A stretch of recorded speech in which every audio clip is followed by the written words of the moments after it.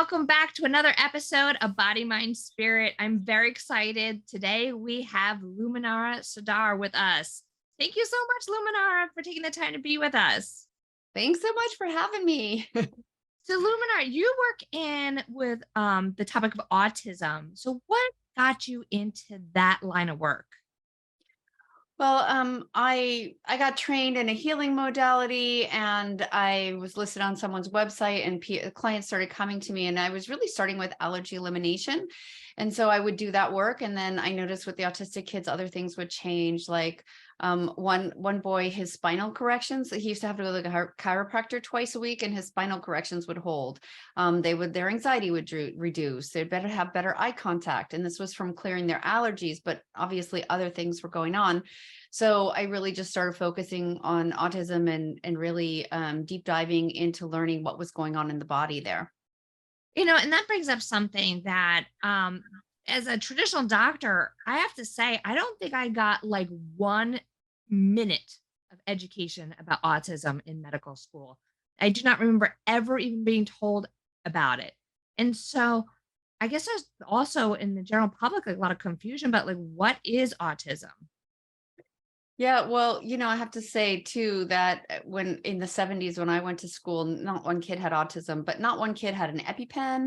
No one had allergies. No one had asthma. It was very rare. So these chronic childhood illnesses are very common, 1 in 54 kids, and those are old statistics. So, sorry, 54% of all kids in the US have a chronic illness, but 1 in 30 have autism now. And those are what the statistics show. And I see autism, well, I think formally it's diagnosed as a set of neurological issues that contribute to certain behaviors. I see autism as a spectrum of dysfunction in the body. So I was trained as a scientist. I was a molecular biologist in the biotech field, and then became a nutritionist and a healer, but I totally geek out on the biochemistry. So where I see autism really happening is in the biochemistry of the body that's just super dysfunctional. So kids have a lot of toxins in them, and they don't know how to detox well. So that's how I see autism.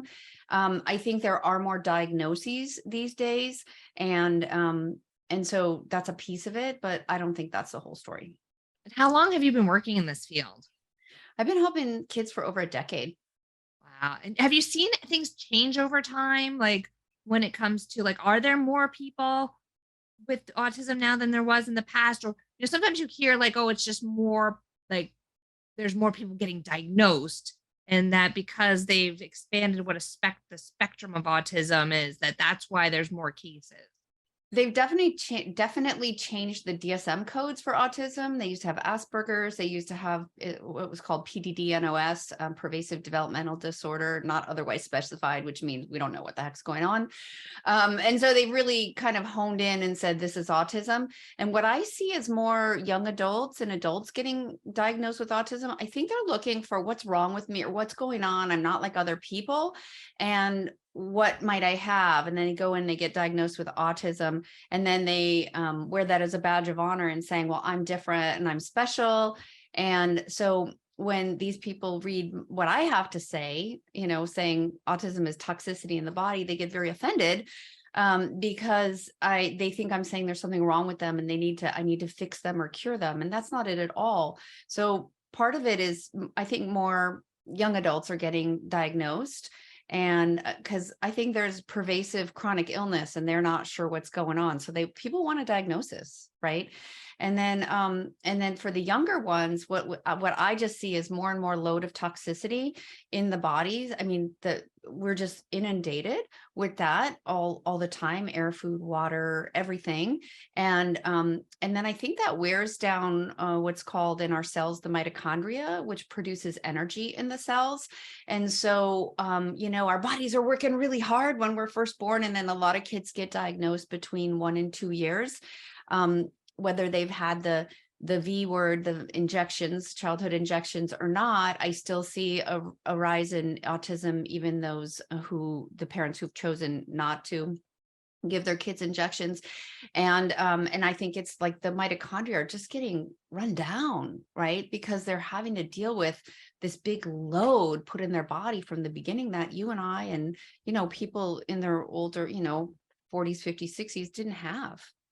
That brings up a really good point too, because there's a lot of myths surrounding autism that I know that you're going to bust for us. But I'm going to start with one that I always believed it was like a genetic problem.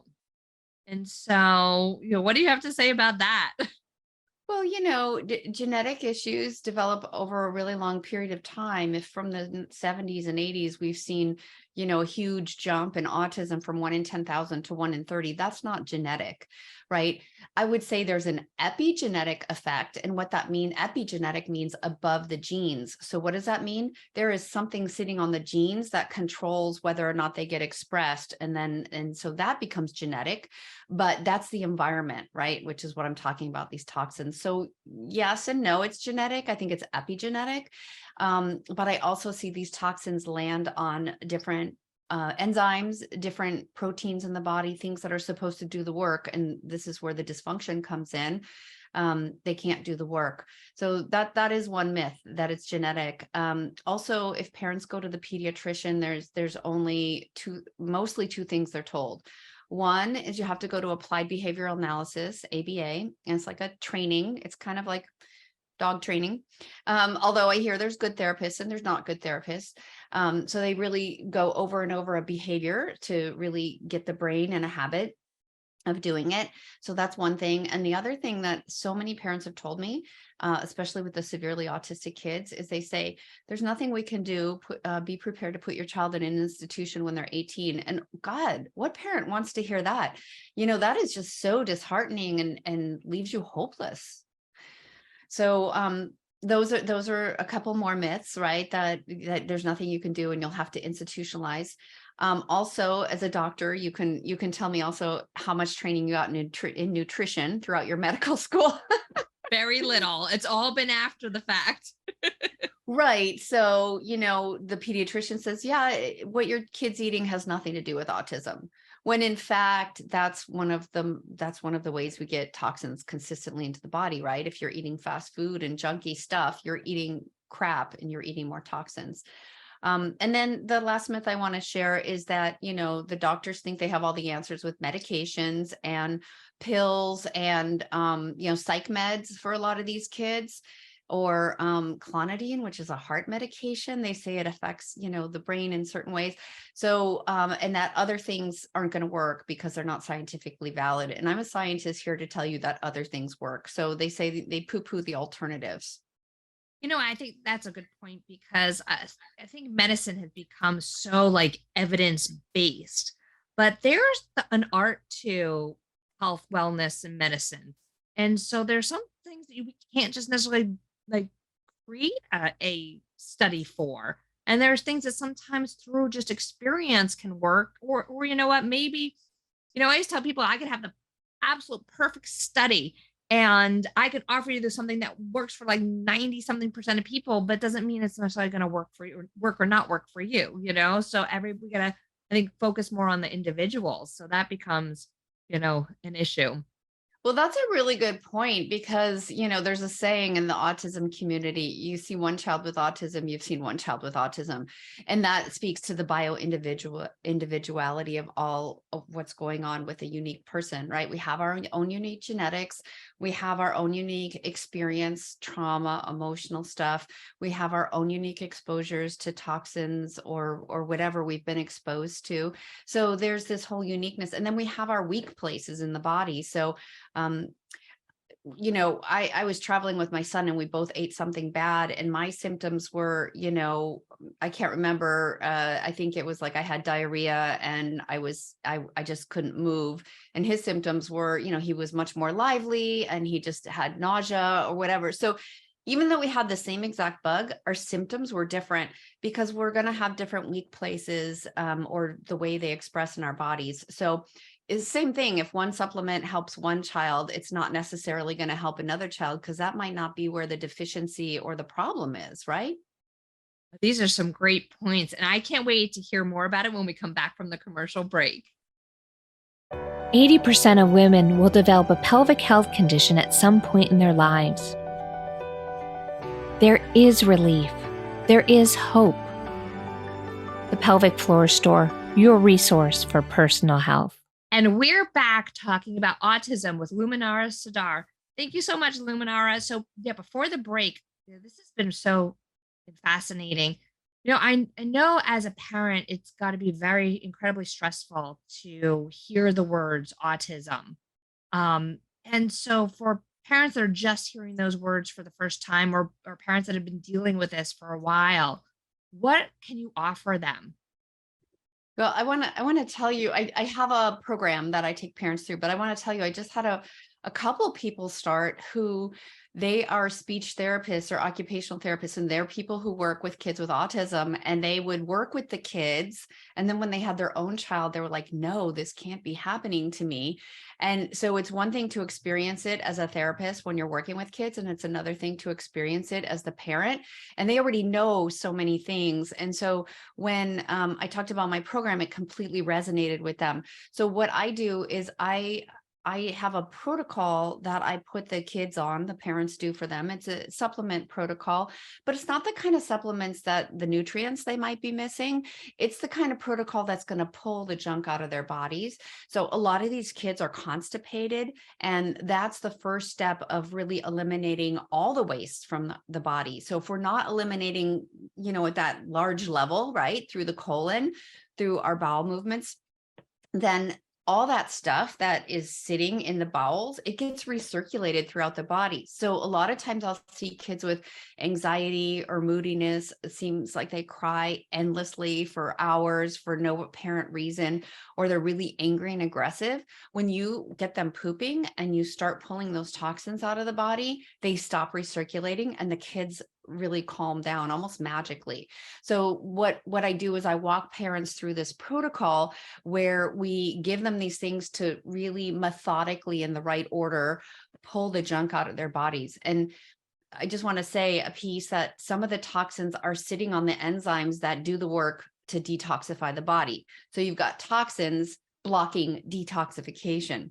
So one by one, we're pulling out these toxins, and then the cellular machinery can start revving up. It's kind of like, if the lights aren't on in the factory, right? You're turning the lights on, you're oiling the machines, and you're going from 50% output to 100% output, because we're getting the body to work better. And as you rev up those machines, the toxins leave the body. And I make it sound easy, but there's steps to it, and there's a wrong way to do it, and there's a right way to do it.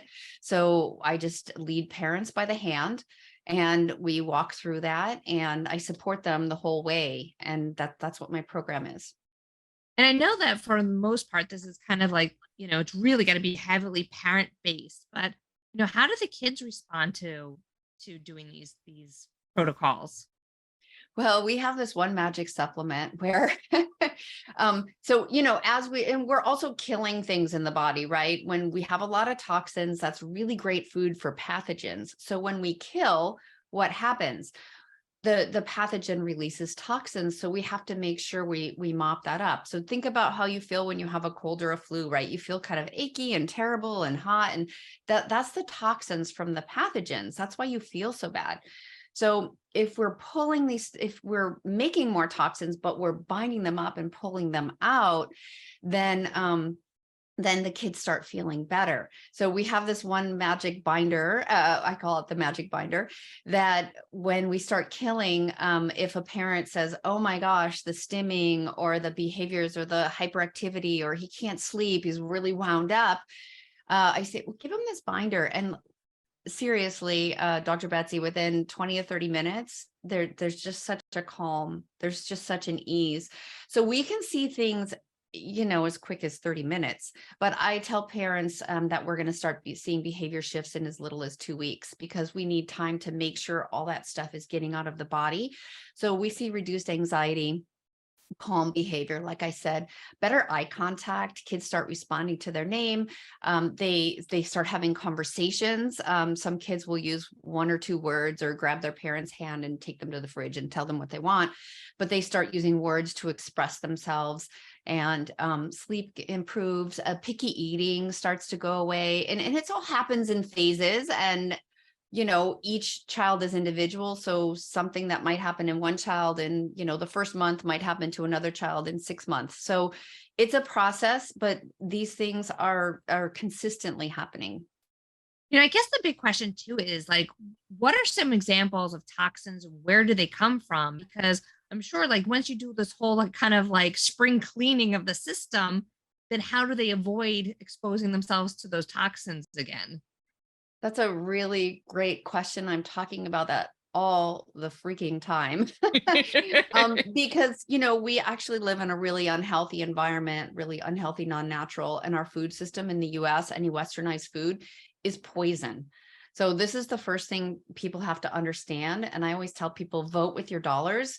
It's what you buy will help food companies make the next best thing. And I don't even think food companies should be making food. They're more like chemical companies.